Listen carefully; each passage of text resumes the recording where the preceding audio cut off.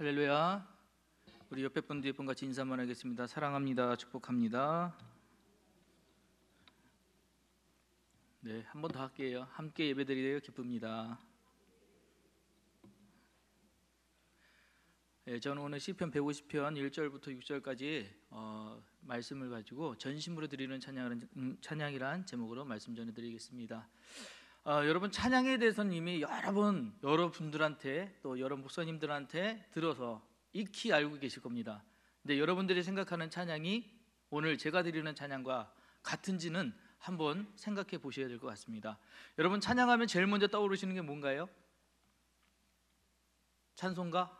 복음성가? 뭐 이런 쪽으로 생각나지 않으시나요? 그럴 수 있습니다. 왜냐하면 우리는 찬양하면 음악적인 요소를 먼저 생각하게 돼 있어요. 그래서 제가 저기에도 음표를 많이 갖다 놨잖아요. 이유가 우리는 찬양하면 음악을 생각해요. 소리라고 생각합니다. 그래서 찬양하는 건 소리를 내는 거, 그래서 노래를 하는 거, 이렇게 연결을 시키는데, 우리가 알고 있는 찬양은 그렇게 한쪽만 있는 것이 아니고 그 내용이 훨씬 더 깊고 넓습니다. 그래서 찬양의 원체 의미는 아름답고 훌륭함을 크게 기리고 드러낸다는 것이에요. 아름답고 훌륭함을 크게 기리고 드러낸다. 자, 누군가 정말 어떤 일들을 잘했어요. 그러면 정말 잘했다, 정말 그것이 대단히 정말 훌륭한 일을 해냈구나라고 그 일들을 크게 이렇게 얘기하는 것, 그게 찬양이라는 겁니다. 그래서 찬양은 꼭 소리만 아니고요, 그 행동도 포함이 되어 있고요, 그건 또 우리의 삶 가운데 삶의 모습도 여기에 포함이 됩니다. 그래서 단순히 소리로만 우리가 찬양을 생각하는 것은 좀 오해가 있을 수 있습니다. 당연히 저는 찬양을 좋아하고 또한 악기를 좋아하다가 보니까 소리의 이야기들을 많이 이렇게 접하고 살았어요. 그래서 찬양을 들을 때도 그냥 찬양을 들으면 그냥 찬양의 어떤 가사보다도 멜로디가 좋으면 좋은 찬양, 멜로디가 별로 좋지 않으면 조금 어려운 찬양, 안 좋은 찬양, 이렇게 생각을 했었는데, 대표적으로 생각했던 게 여러분 혹시 아시는지 모르겠습니다. 다 아시겠죠? 아실 텐데 찬송가 544장 혹시 아십니까? 울어도 못하네. 이 찬양이 가사 한번 읽어보셨나요? 울어도 못하네, 눈물만이 흘려도 겁을 없게 못하고 죄를 씻지 못하니 울어도 못하네. 여기까지만 읽으면 찬양하는데 이게 진짜 우리는 아무것도 못하는 사람들이구나, 우리는 별거 아니겠구나, 이렇게 생각을 합니다. 그리고 저 이 찬양을 처음에 어디서 들었냐면 부흥회 때 들었어요. 부흥회 때 들으면 이걸 어떻게 부르냐면 울어도 못하네, 눈물 많이 흘린 것, 이렇게 해가지고 부르거든요. 그래서 저 무슨 말인지도 모르고 처음에는 배웠는데, 가만히 나중에 가사를 한번 읽어봤더니 이거 못한다는 건데, 찬양을 이렇게도 못한다는 찬양을 이렇게 열심히 할 필요가 있나라고 했는데, 찬송가에 있는 찬양은 특히 1절부터 4절까지 다 보셔야 돼요. 제일 핵심이 되는 게 어디냐면 4절이에요. 믿으면 되겠네. 주 예수만 믿어서 그 은혜를 힘입고 오직 주께 나가면 영원 삶을 얻네. 결론을 져요. 항상 우리네 신앙의 소리는 이 앞에 울어도 못하네로 끝날 수도 있어요. 전체적인 것을 다 바라보지 못하고 한쪽 부분만, 한쪽 면만 부각시키고 끝날 수 있습니다. 그런데 하나님은 절대 부족한 분이 아니시고 한쪽 편만 있으신 분이 아니십니다. 온전하게 우리에게 많은 것들을 전달해주고 전해주고 계신 분이기에 우리는 그 의미를 좀 알아야 돼요. 혹시 여러분 방송 중에 수우파라는 거 들어보셨나요? 요즘 이제 이거는 저게 뭐야 하시는 분들도 있겠지만, 이게 요즘에 굉장히 핫한 프로그램이에요. 그래서 저도 잘 안 보는데 이거를 우연찮게 한번 봤습니다. 이게 뭐냐면 스트릿 우먼 파이터. 그래서 이제 춤으로 서로 대결해가지고 잘하는 팀 뽑는 거, 그런 거더라고요. 근데 제가 뭐 여기 이걸 다 본 건 아니기 때문에 잘은 모르는데, 한 장면 딱 보고 이게 하고 꽂혔던 장면이 있습니다. 이게 이제 어떤 경연을 앞두고 연습을 하는데 그 중에 이제 리더가 되는 사람인 것 같아요. 이 사람이 뭐라고 얘기를 하냐면, 야, 긴장하지 마. 왜 자꾸 긴장해? 긴장하니까 틀리잖아. 힘을 빼, 그러더라고요. 힘을 빼. 춤추는데 굉장히 이렇게 동작들이 이제 굉장히 격하고 격렬하고 이제 그렇지 않습니까? 그런데 그 사람이 뭐라고 얘기하면, 그래서 틀리는 거야. 자꾸 힘을 주니까 틀리는 거야. 힘을 빼, 이렇게 얘기를 하더라고요. 제가 이 얘기 듣다가 저거 어디서 많이 들었던 얘기인데 라고 생각했어요. 저거 어디서 들었지? 성경에서도 있어요. 무슨 얘기예요? 성경에 그런 얘기가 어디 있어? 예, 직접적이진 않지만 하나님이 우리에게 늘 하시는 말씀이 뭐냐면 힘을 빼라는 얘기거든요. 한번 볼게요. 시편 46편 고라자손의 시가 있습니다. 그 시 가운데 10절 말씀인데, 이르시기를 너희는 가만히 있어 내가 하나님 됨을 알지어다. 내가 문나라 중에서 높임을 받으리라. 내가 세계 중에서 높임을 받으리라 하시도다 라고 있습니다. 여기서 제가 빨간 글씨로 한 거 있죠.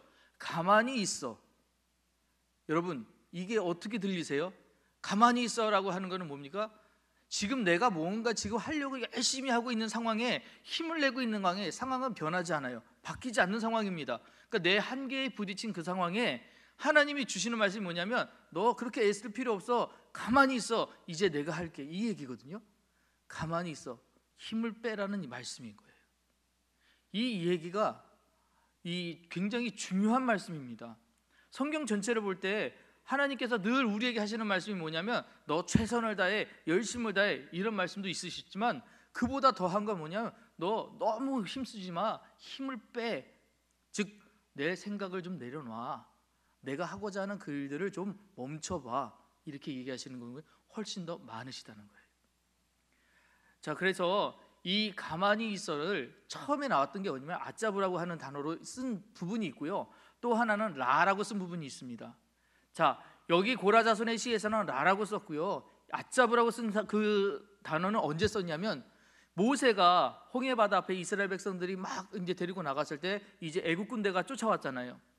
그때 이제 이스라엘 사람들이 너는 왜 애굽에 장지가 없냐, 우리를 여기까지 끌고 나서 우리를 죽이냐 하고 막 모세를 원망할 때 모세가 이스라엘 사람들한테 뭐라고 했냐면 이 똑같은 얘기를 했거든요. 너희는 가만히 있어. 내가 하나님 됨을 알지어다. 근데 이때 가만히 있어는 얕잡으라고 했어요. 그리고 지금 이 고라자손이 쓴 이 시에서 너희는 가만히 있어야 돼. 여기는 라라고 썼습니다. 그 차이가 뭔지 혹시 이해가 되시나요? 감이 좀 오시나요? 사실 모세가 너희 가만히 있어라고 했을 때 이스라엘 백성들에게는 하나님에 대한 경험이 없었어요. 하나님에 대한 10가지 재앙의 경험은 있었지만 하나님이 어떤 분인지, 하나님이 어떻게 자기들을 인도하실지에 대한 그런 경험들은 없었습니다. 그러니 너 가만히 있어봐. 지금부터 하나님이 어떻게 너희들에게 역사하시는지를 봐 하고 했대. 그 가만히 있어라고 했을 때 단어가 얕잡우였어요. 그런데 이 뒤에 고라자손이 이 이야기를 썼을 때, 시편 이야기를 썼을 때는 어떠냐? 하나님이 누군지 확실히 아는 거예요. 그분이 어떤 분인지 확실히 알았어요. 그렇기 때문에 여기 가만히 있어는 야, 너희들은 경험하는 하나님이 아니야. 너희들이 알고 있는 하나님, 그분이 말씀하시는 거야. 가만히 있어. 그분이 너에게 뭐라고 하시냐? 더 이상 나가지 말고, 더 이상 생각하지 말고, 더 이상 힘쓰지 말고 가만히 있어. 내가 하나님 됨을 알아라. 이거를 확실하게 보여주시는 하나님이라는 거예요. 고라자손이 할 때는 하나님에 대한 경험이 있는 이 상태였고요. 모세가 얘기할 때는 하나님의 경험이 없었을 상황입니다.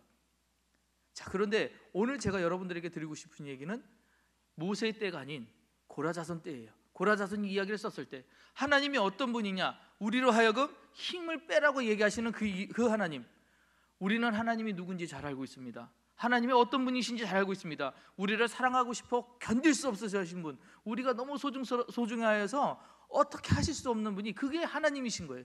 그분이 뭐라고 얘기하시냐? 내가 문나라 중에서 높임을 받으리라. 하나님이 높임을 받으시겠다는 거예요. 이사야서 43장 21절에 이 백성은 나를 위하여 지었나니 나를 찬송하게 하려 함이라 라고 말씀하셨거든요. 하나님이 우리를 지으신 목적, 우리를 백성으로 부르신 목적은 뭐냐? 하나님 찬송하기 위해. 그래서 우리의 사명은 뭐냐? 지금부터 이후로도 앞으로도 하나님 찬양하는 거예요. 근데 그 찬양이 한쪽 평만 너무 부각이 돼서는 안 된다는 거예요. 즉 찬양으로, 노래로만 끝나는 것이 아니고 그 찬양은 모든 것이 균형이 있는, 우리가 할 수 있는 전심으로 드리는 찬양이 되어야 한다는 것이죠. 우리는 찬양을 위해 힘을 빼야 합니다. 그러기 위해서 먼저 해야 될 것이 있어요. 바로 쉼이라는 거예요. 어떤 쉼이냐? 내가 지금 달려가고 있는 그 길, 옳지 않은 길이라고 생각했을 땐 잠시 멈춰보는 거예요. 그리고 내가 무엇이 잘못됐는지를 알아보는 게 굉장히 중요합니다. 가다 보면 알겠지. 아니요. 틀렸다 생각하는 그 순간부터예요. 멈춰서서 생각하고 쉰 다음 다시 가고자 하는 그것도 용기예요. 그것이 필요하다는 거예요. 우리가 진짜 찬양을 드리기 위해서, 하나님한테 온전하게 찬양을 드리기 위해서 지금 가고 있는 길에서, 지금 하고 있는 일에서, 지금 내가 이제 있는 그 상황에서 잠시 멈춰볼 필요가 있다는 것이에요. 그게 아까 라라는 거예요. 가만히 있어. 가만히 있는 그 상태에서 우리 이제 힘을 좀 뺀 그 상태에서 하나님의 음성을 들을 줄 아셔야 돼요.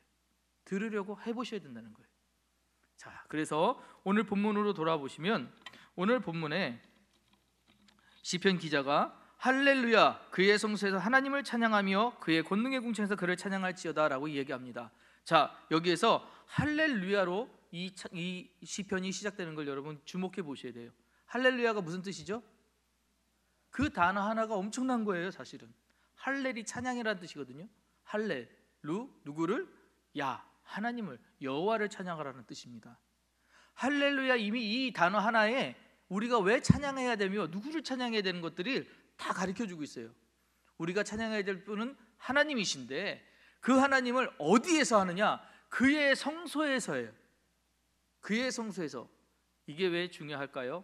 왜 그의 성소에서 이 찬양을 드리는 것이 중요할까요?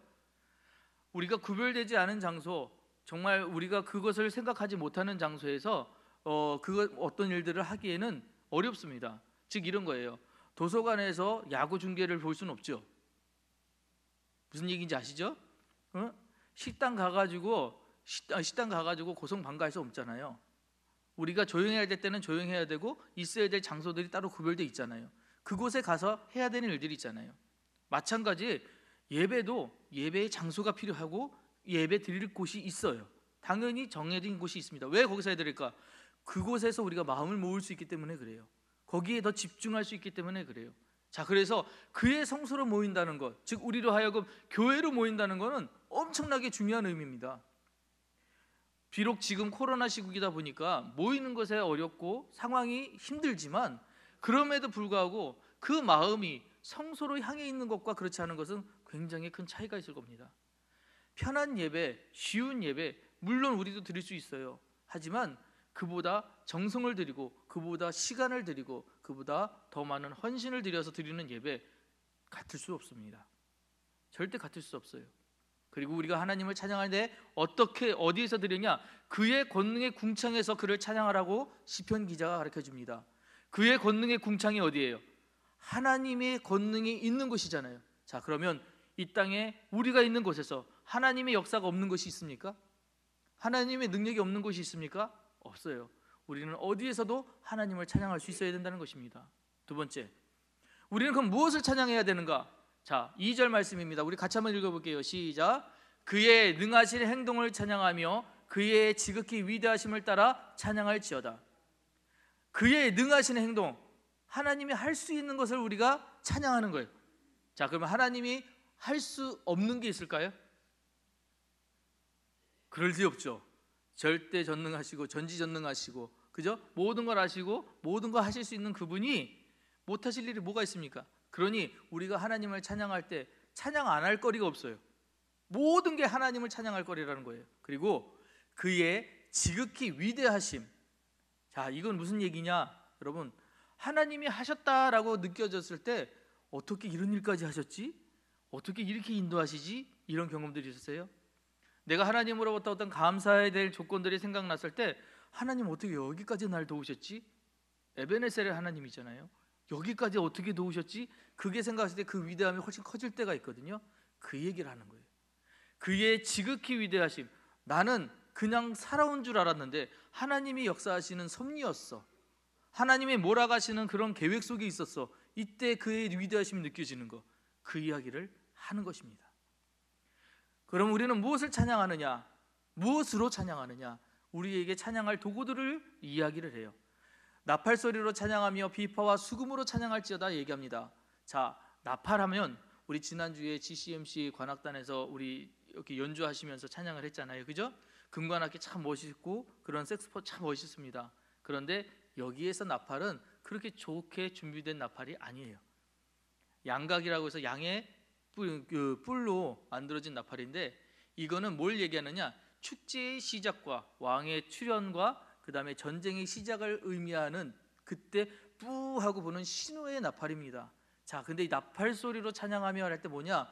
이제 하나님의 역사하시면 너희들 여기 주목해 봐 하고 빵 하고 울리는데 그 울리는 순간 나팔만 부러지는 게 아닙니다. 이제 뭐가 하느냐? 비파가 울리기 시작하고 그 위에 수금이 울리기 시작을 해요. 뿐만 아니라 이것들이 어떻게 찬양하느냐? 또 현악으로 찬양하고요, 퉁소로 찬양하고요, 그 다음 현악으로 찬양, 퉁소로 찬양하고요, 그 다음에 재금으로 이렇게 찬양을 합니다. 자, 이것들이 다 어우러져요. 여러분, 이게 뭐가 되는지 아세요? 이게 화음을 만들어요. 하모니라고 하죠. 화음을 만듭니다. 전혀 안 어울릴 것 같은 것들이 소리가 올려져서 굉장히 아름다운 균형을 만들어내는 이런 소리들을 만들어내기 시작해요. 자, 그래서 이런 소리들로 하여금 하나님을 찬양하는 자들, 각자의 모습은 달라도, 상황은 달라도, 여건은 달라도 그들이 내는 소리로 하여금 하나님을 찬양하게끔, 그래서 우리는 어떻게 찬양해야 되느냐? 이걸 가지고 신나게, 어떻게 해요? 신나게 찬양하라. 우리가 할 수 있는 대로 하나님을 높이며 우리는 기쁨으로 찬양을 드려야 돼. 그런데 이게 누구만 하는 것이 아니라는 것이 중요하다는 것이죠. 어떤 사람의 특정한 계층만 하는 것이 아니라 모두가 다 어울려져서 울리는 소리라는 것이 중요한 것입니다. 자, 그러면 이걸 누가 하느냐가 중요하죠. 누가 이런 것들을 해야 되느냐? 바로 6절 말씀에 우리에게 가르쳐주고 있습니다. 함께 읽겠습니다. 시작.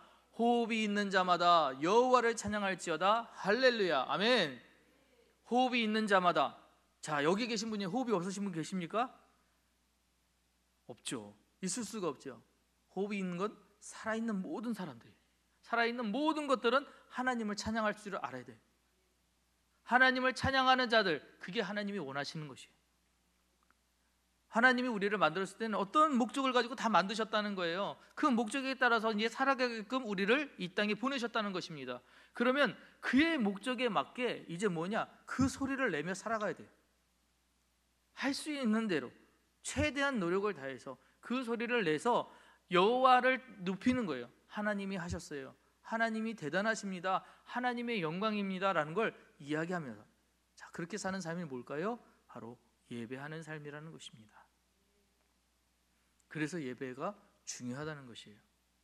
성경을 읽다가 보면 우리가 창세기에서 잘 모르시겠지만 창세기, 천지가 창조하는 순간부터 예배의 시작이에요. 그 예배의 모습이 어디까지 이어지는지 아세요? 요한계시록의 천상의 예배까지 이어집니다. 그 천상의 예배에서 동물들과 장로들이 뭐라고 하냐면 거룩하다 거룩하다 거룩하다 하며 하나님의 이름을 드높여요. 그게 예배예요. 어느 순간이든 어떤 상황이 됐든 내가 주가 되는 것이 아닌 하나님이 하신 일에 대해 감사와 격려, 그것에 대한 감격하는 것이, 그게 예배라는 것이에요. 그거를 올려드리는 것, 그게 우리의 삶이라는 것이고 그것이 예배하는 삶이라는 것입니다. 혹시 여러분 이 이야기 아십니까? 제가 문학 시간에 배웠던 걸로 기억을 하는데 요즘에 문학이 있는지 모르겠습니다. 그때 방망이 깎는 노인이라는 얘기 혹시 아시나요? 내용의 줄거리를 아시는 분도 있겠지만 간단하게 설명을 드리면, 어제 여기 나오는 주인공이 이제 시장을 가는데 시장에 나갈 때 이제 아내한테 부탁을 받습니다. 집에 돌아오는 길에 방망이를 하나 깎아 달라. 그래서 이 분이 이제 시장에 나왔다가 방망이 깎는 노인을 발견하고 방망이 하나를 좀 깎아주셔라고 부탁을 했어요. 이 노인이 이야기를 듣자마자 예, 그러면 해드릴게요 하고 바로 이렇게 하는 게 아니라 알았슈 하고, 충청도 분이었나? 알았슈 하고 조금씩 뭔가 일이 진행이 안 돼 보이는 거예요. 이분은 답답한 거예요. 그래도 깎아주겠지 옆에서 기다리다가 보니까 차 시간이 다가오는 거예요. 돌아가야 되는데 이 방망이를 빨리 깎아가지고 가야 되는데 하시는 거 보니까는 금방 안 끝날 것 같은 거예요. 그래서 옆에서 자꾸 재촉합니다. 그랬더니 이 사람아 생쌀을 가지고 밥이 되나? 이렇게 이야기를 하면서 더 이게 자기가 할 것만 계속 하고 계시는 거예요. 그리고 나서 이제 결국 이분이 차를 놓쳐요. 차를 놓치고 나서 이제 굉장히 화가 났겠죠. 화가 나고 나서 이제 뾰루통이 있는 상황에서 방망이가 완성이 됩니다. 그리고 나서 다음 차를 타고 가지고 집에 돌아가서 방망이를 가지고 아내에게 탁 내놓는데 아내가 그 방망이를 보더니 깜짝 놀라면 너무너무 좋아하는 거예요. 어떻게 이렇게 좋은 걸 가져왔냐고. 그 순간 이 사람이 마음에 가지고 있던 그 불만과 그 마음들이 싹 녹아지면서 아, 그분이 정말 잘하는 분이었구나, 요즘 말로 하면 달인이었구나, 이런 생각을 하면서 가지고 있던 미안한 마음이 생긴 거예요. 그 다음에 그 장에 가서 그분에게 막걸리나 하나 대접해야 되겠다고 갔는데 결국은 못 찾습니다. 자, 근데 제가 이 이야기를 갑자기 여러분한테 드리는 이유는 뭐냐면, 저는 이분의 독백 중에서 가장 기억에 남는 부분이 이런 부분이 있었어요. 그냥 앉아서 시간에서 조금씩 깎고 있는데 어느 순간 보니까 이게 깎여져 있는 거예요. 그리고 모양이 되어 있는 거예요. 더 저기한 거는 이분이 깎는데 조금도 다른 힘이 들어가지 않고 방망이 깎는 것만 딱 집중되고 할 수 있게끔 그 힘만 딱 가지고 방망이를 깎는 걸 보셨다는 거예요. 무슨 얘기를 하느냐, 우리가 예배 드릴 때도, 우리가 하나님을 찬양할 때도 저는 이것이 중요하다고 생각합니다. 많은 것으로, 대단한 것으로 하나님을 찬양하려고 하고 하나님을 예배하려고 하는 것이 아니라 내가 할 수 있는 것으로 그것에서 최선을 다해서 하나님 앞에 집중하는 것, 그게 예배의 시작이라고 저는 생각이 들어요. 그렇게 예배에 한 걸음 한 걸음 나가다 보면 남들이 볼 때는 그게 뭐 대단해, 그것이 뭐 중요해, 그것이 뭐 있겠어 라고 얘기하지만 결국 하나님 보시기에 어떻게 이렇게 잘 깎아왔어, 어떻게 이렇게 잘 만들어졌어, 훌륭하다, 대단하다 인정받을 수 있는 그런 도구가 되지 않을까 생각합니다. 사랑하는 성도 여러분, 이 이야기를 드리며 제가 제목을 전심으로 드리는 찬양이라고 처음에 제목을 정했습니다. 그 이유는 이렇습니다. 우리가 찬양을 드릴 때 정말 전심으로 한번 드려보신 적이 있는지 한번 생각해 보셨으면 좋겠어요. 전심으로 드린다는 것은 또 무엇일까요? 전심으로 드린다는 건 어느 한 부분만, 한 시간만, 어느 한 순간만 드리는 것이 아니라 내 삶 모든 부분이 그분에게 찬양하는 부분이 될 수 있도록, 그 모든 걸 다 드릴 수 있도록 여기서도 예배를 드리고 주일날 이 예배 드리는 그 마음을 가지고, 그 은혜 가지고 일주일을 살아가는 그곳에 가서도, 내 사업체, 내 집에, 내가 가고 있는 그곳에서도 하나님을 높이는 삶, 그렇게 예배 드리는 삶, 그것이 바로 전심으로 드리는 찬양의 삶이라는 거죠. 그렇게 살아가는 것이 우리의 모습이 되기를 주의 이름으로 축복합니다. 기도하시겠습니다.